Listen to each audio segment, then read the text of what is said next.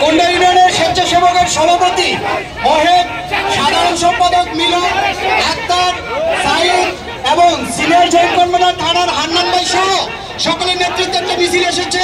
আমরা করতালির মাধ্যমে শুভেচ্ছা অভিনন্দন জানাচ্ছি। মিছিল এসেছে ছাত্র দলের সদস্য সচিব থানার জুয়েল এবং কুন্ডা ইউনিয়নের ছাত্র দলের সংগ্রামী সাধারণ সম্পাদক রানা সহ শাহিদ সহ সকলের নেতৃত্বে মিছিল এসেছে।